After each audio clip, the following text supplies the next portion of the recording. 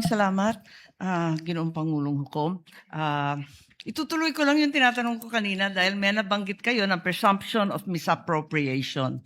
Tama ba? For personal use. Based on the joint circular po, meron po. Oo, tama. Pagkatapos nun, tinitingnan ko yung joint circular at maliwanag that the presumption for misappropriation arises against the accountable officer. Di ba? Yes, Against the accountable officer. Sino ang accountable officer? Maliwanag naman yung joint circular. Sa 3.1, sabi, yung officer whose duties permit or require possession of government funds. Hindi ba? Based on the joint circular po, may ganyang provision. Oo. So yung SDO talaga, yung Special Disbursing Officer has the possession, the custody. Tama yun, di ba? Yes po.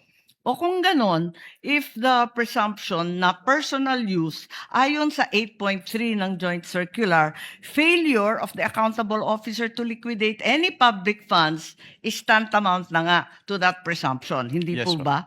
Yes, So, ang tanong dito, sino ang accountable officer dito sa sitwasyon na to? Kasi ang liwaliwanag na hindi naman si Vice President ang payee. Hindi naman sinasabi na nasa kanya yung pera. Ang liwanag sa inyong joint circular that the Special Disbursing Officer is the one who was designated by the head of agency to have custody, di ba? And in the case of the OVP, si Acosta yon. In the case of DepEd, hindi ba si Fajarda yon? That is not entirely correct po, Your Honor.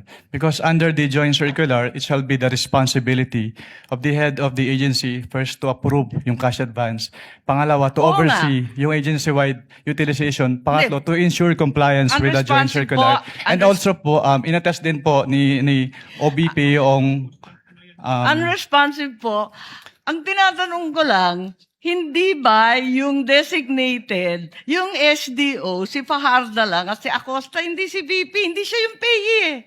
Ang liwaliwanag. pero ang sinabi niyo po kanina yung accountable officer. Kaya nga, so yung accountable officer, yung SDO, nasa JCD Hindi na lang yan po eh. si SDO po yung accountable Hindi, officer, or, Your Honor. ang sabi doon, head of agency or person designated.